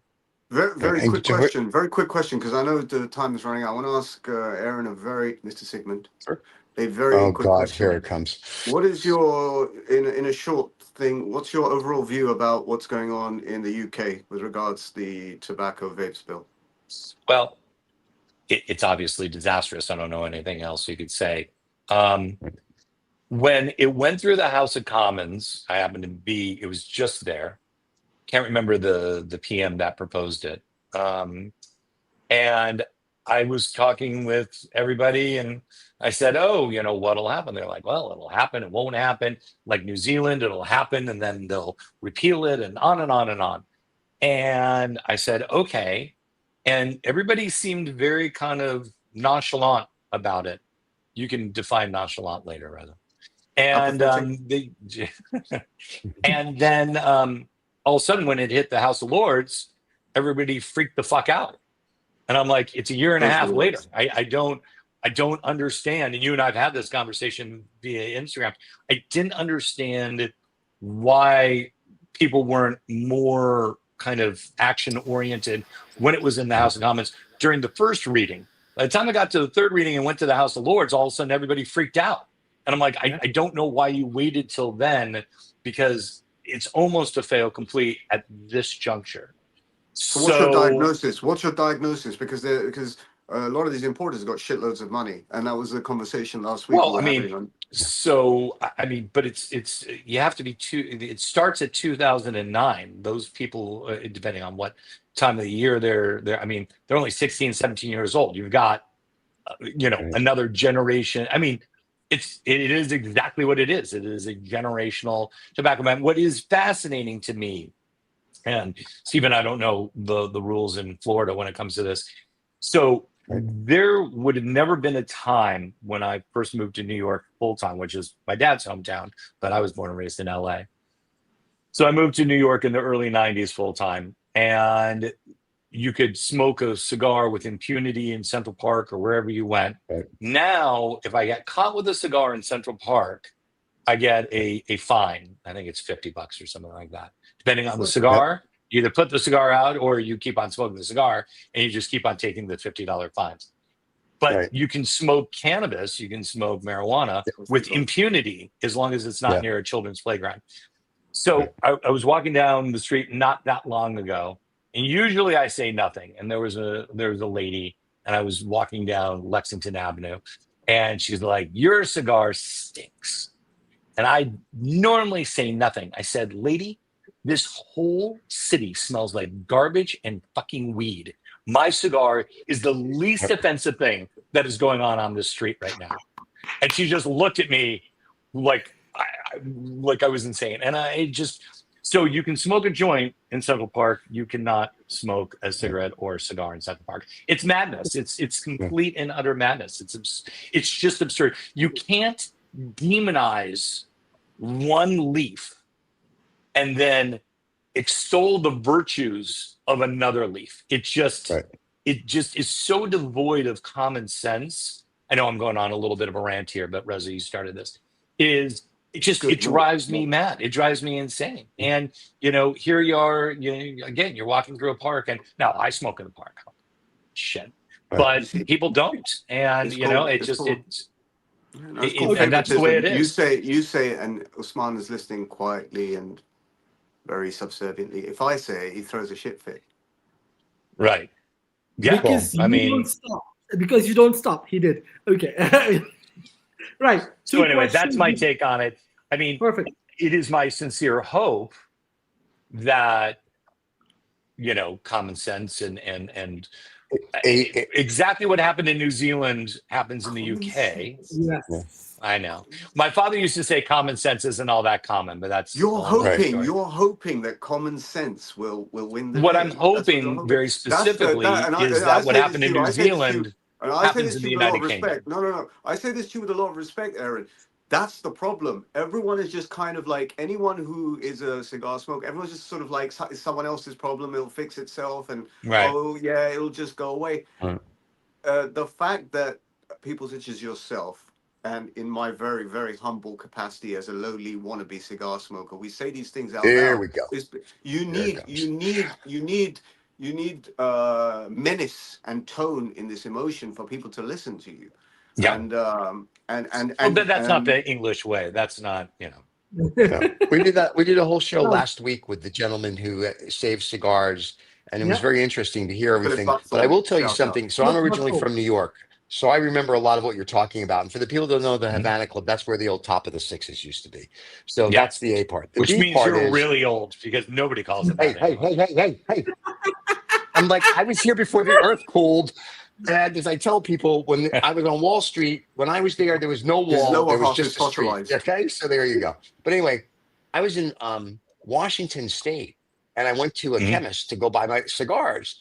And I said, before I bought them, I go, where can I smoke them? And he goes, nowhere. I'm like, I'm sorry? Right. He goes, you can't smoke them here. You can't. I was like, green eggs and ham. I can't eat them here. I can't smoke them. I was like, where do you smoke? He goes, you have a house? I go, I'm at a hotel. He goes, you're screwed. I was like, I don't need your cigars. I'm like, that's crazy to me. So. Toronto is the same way, although in Canada it's bad. It's really bad. They have the cigar bands, the ugly brown, like it's all generic packaging or whatever you call it. And but I found when I was smoking it on the street or kind of had a park bench kind of off to the side last time I was in Toronto, nobody really said much. But again, weed's legal there, and it just I can't figure out. I understand the appeal of cannabis; it's not my jam, but I just can't figure out. Like you have two plants, right? Neither one of them. I mean, you're a grown up. You're 18, 21, whatever your country age of purchase is. You have these things. You can't again exactly what I said. You can't extol the version of the virtues rather of one leaf burning. And demonize the other leaf burning. You either demonize them all or you accept them all. Right. And, that's really just what it comes down to. I agree. There you go. That makes sense. Anyway, that's my little rant. So, Aaron, I'm going to, I know. We can sit with you for the next 6 hours. I know you have things to do. What? I have two quick questions before you. Okay, excuse me. All of a sudden, we're not doing the wrap up yet. Please run your show. Yes. We're not done. I know. I'm sorry. I was drinking heavily. Please more scotch. An Asian hookers. Well, I'm out of tea, so the caffeine's going to run out soon. Exactly. There you go. It could be long questions. Okay, one. You have if I recall rightly, you actually talked about. As most of the world talks about Cubans and the New World, and you don't like the expression New World. I would like Because it's I would like you to explain why. That's the first question, and the Mhm. second question is there is an interesting cigar band on few of your cigars that we see your face on. A little bit Yes. history, a little bit knowledge about that is what. So I'll answer the second question first because it's a Go quicker. ahead. Thank you. So in 1991, I came out with, maybe it was 98. I came out with a cigar called the L Sig, Okay. and it was commercially available. We made a couple thousand boxes. It sold out, and then I moved on to other things, and the boom took a dive after that, and just was fine. When I came out with the Impossible collection of cigars, see, I'm done, Reza, so I'm putting it in Yeah. my ashtray. You see how that Um, works, Reza? You don't suck it like it's like a tit. You throw it away. Do you understand that now? so I'm gonna I've send you been the I've been video as a schooled. short. I've been schooled yet again. yet again. Okay, there you go. So I don't even own Carl Chu in London. He made me smoke a cigar with one of the cigar spheres because he knows I can't stand him. But it's the only photo of me. It's the only time I've ever used one. So when the Impossible collection of cigars was coming, there you go. When the Impossible collection of cigars was coming out, we were doing a bunch of book signing events. I didn't want to serve cigars that were brand specific at the events. So I went to my friend, Sam Phillips, who's the president of La Polina Cigars, which if you've not had the La Polina Goldies, which are made in Miami, it's a fantastic cigar. And I said, I need a cigar with like, not a generic cigar, but a special cigar that I'm going to serve at these events. And so we came out with the L Sig Rides Again. But by then I had the logo and the caricature and all that, and we used that for the brand. We did 1,000 of those cigars. They were never commercially available. We gave them away as gifts. Still have a few socked away. They were already aged. They were like, I can't remember, Sam would remember. They were already like 10, 15 years old. And they were in a cigar manufacturer. I'm not allowed to say. They were in somebody's aging room, and there were too few to do anything commercially with. And it was a fantastic cigar. It's a Nicaraguan Puro, Okay. and it was great. So it was never commercially available. People every once in a while ask me, will you come out with a third version of it? We've talked about it. We haven't. My next big project, hold on. I don't have one of the big bottles that's downstairs, but my next big project is that. That Nice. is Yes. the Delamain Yes. Sig Cigar XO. You can't really see the X and the O, but it's right there.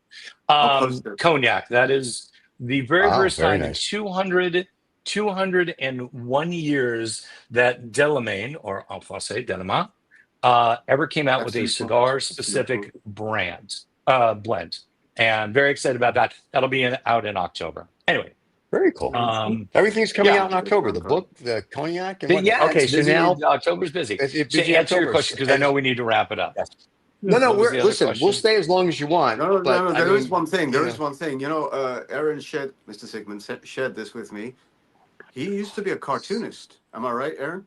I was. Yeah, that's how I And started that in I magazines. find fucking fascinating because I'm. We're into going all to this save kind of that New for York another stuff. show if there is another But that show. is, I that personally is think you guys are getting humor canceled part. after this one. Oh my goodness. No, we've had worse shows, and no one's canceled us yet. We're good. So tell us why you don't like why you say So I really Cuban hate and you that like term. non-Cuban. Right. So that term was created by Tor Imports. I love Scott Vine. He's actually my book distributor in the UK, and he knows I Okay. don't like this term, and I'll tell you very specifically why. Sure. First of all, it's geographically and historically erroneous for a multitude of reasons, and we don't have enough time. But I will say this. The closest distance from the island of Cuba to the island of Hispaniola, which is where Haiti and the Dominican Republic reside, is only 300 nautical miles. So there was a need, or he felt a need, to say something other than non-Cuban. And we've had this conversation, so I know his position on it. And he didn't like the term non-Cuban, but I don't like that term that much either. And this is my take on it. Any nation that can make a world-class puro, so binder, filler, and wrapper, all grown in the same country, all rolled, technically speaking. You're supposed to roll it all in the same nation. So you have, starting with the Dominican Republic, now 30 years ago this year, as a matter of fact, you had the original Fuente Opus X. So for 30 years, the Dominican Republic has had its own poro. There have been many Nicaraguan poros, Padron being the most famous. You've had a few Honduran poros, not world class and not quite at that level, but getting there.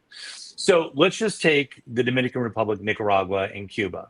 For more, significantly more, not significantly, but a fair amount more, than a quarter century, well before the term New World cigars came out, you had world-class poros coming out from two very distinct things.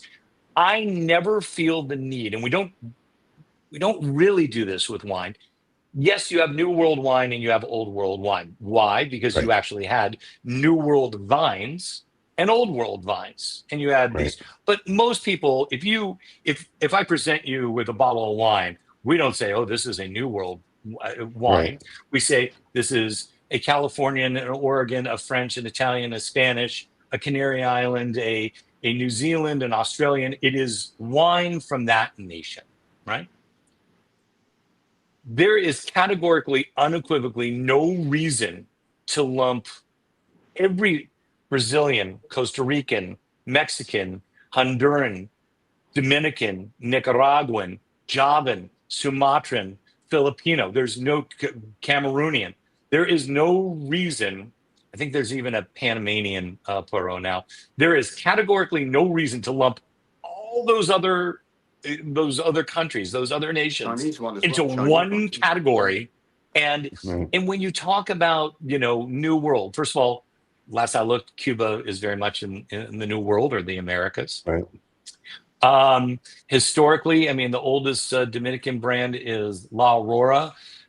That's 1903, I think. I don't understand this compelling need. If you look, I just smoked a Por Larrañaga. People see me on Instagram. I smoke a lot of the rare finds from Tobacconist of Greenwich. I smoke a lot of Fuentes. I smoke a lot of Davidoffs. It's kind of moods and this, that, and the other. I just will never understand this need or desire for people to lump everything in one category, this massive category. And then there's just the quantitative. The Dominican Republic and Nicaragua produce so many more cigars than Cuba. So you have the subjective thing. Okay, you prefer a particular terroir to another one, and that's fine. So you like French wine and you like Cuban cigars, and you think everything else is crap. Fine, that's you. You do you. But the fact of the matter is, there are great wines from all over the world, and there are great cigars from all over the cigar belt. The areas around the equator that grow tobacco and make dark tobaccos for cigars. And those nations are worthy of that type of respect. So I don't understand it. And let's face it, the Davidoffs in Dominican, I mean, those have been around since 1991. Again, I just don't understand this compelling need to do it. And that's it. No, that's Aaron, why it's changing. It plays into the hands of the Cuban tobacco industry, because if you ask non-smokers, like I for the past 3 or 4 months in the summer, I've been smoking on plein air in Hampstead, right? People are walking by and say, "Oh, I love the smell of a Cuban cigar," regardless of what you're smoking, because people who don't smoke, and that's a majority of people, associate cigars with Cuba. It's just one of those things. And that but plays not into in the that. single largest cigar market in the world, which is the United States, and it still eclipses China. So we're the largest, and we haven't legally been able to have Cuban cigars since 1962. We forged our own path, really starting globally speaking with the Monte Cruz. So that was made in the Canary Islands. It was made by the Menendez family, so it was there.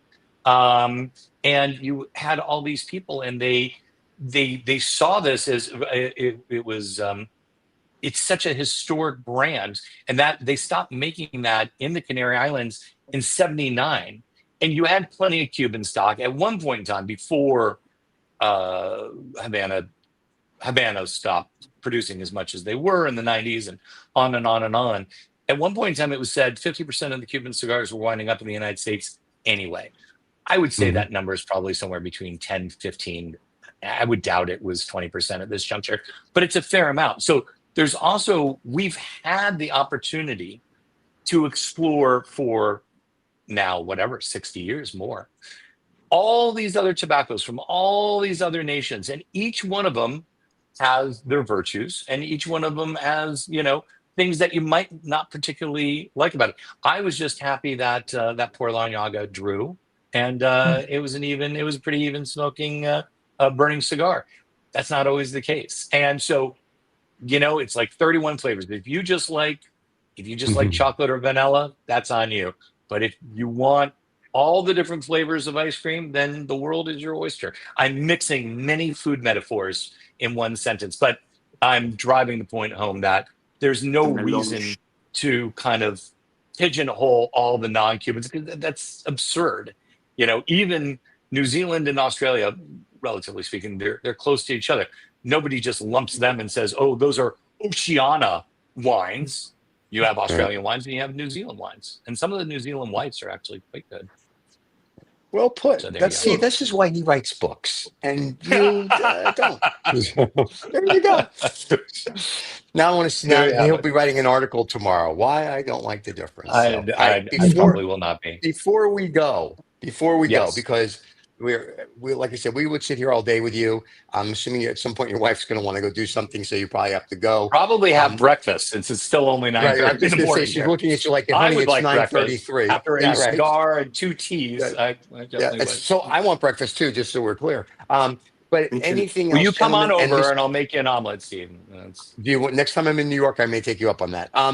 My point is, if you're in Tampa, we'll have dinner. If anybody has any questions, this is your one time to ask. If you do not, we will invite him back next month or the month after. Actually, you know what? Your book launch is in October. If he's around October, November, we'll have him back, and we can go from there. And well, we want to thank him Cigarland for said his he time. has no money for non-Cubans because he spends all his money on Cubans, and that's fine too. Look, I never critique anyone if they are smoking a long filler, hand rolled, well crafted cigar. I'm just not gonna judge you. Now, smoking a Dutch Master, I'll probably or a White Owl. I don't even know if they make White Owls anymore, but they do. Then I'll probably do that. Then I'll probably judge you. But it's really, there's so much out there, and there's so many great cigars. We were talking about Pete Johnson. We didn't even touch on all the really amazing brands that are out there. And I've said this in a million articles, and I say it in the book as well. This is, in spite of all the anti-smoking legislation around the world, this is by far the single best time to be a cigar smoker, because there's so many different blends. There are so many multi-origin. There are so many poros. There are people who are really, and you talk about generations. I mean, there are, forget millennial, there are Gen Z cigar makers at this juncture. So you have a whole new generation. That's why I'm eternally optimistic.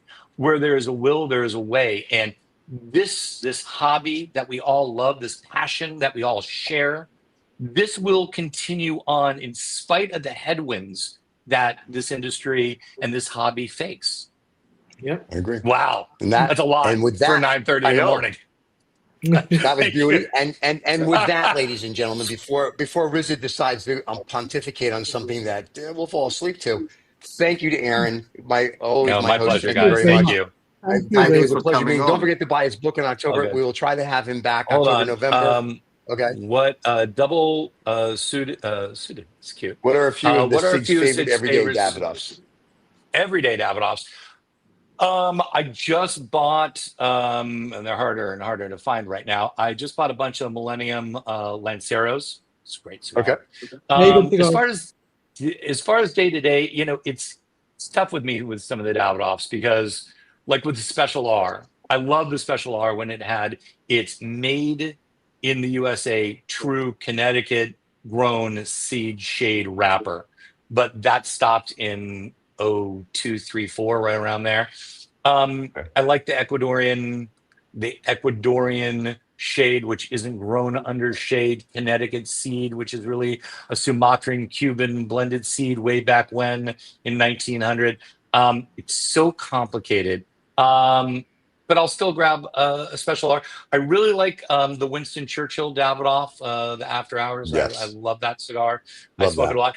I smoke a fair amount of the Nicaraguan, the box press Toro in the Davidoffs as far as day to day. It's no secret. And it was before the books and after the books. The Fuente Opus X was and remains one of my favorite cigars. It's a very specific blend. I love it, and I've always loved it.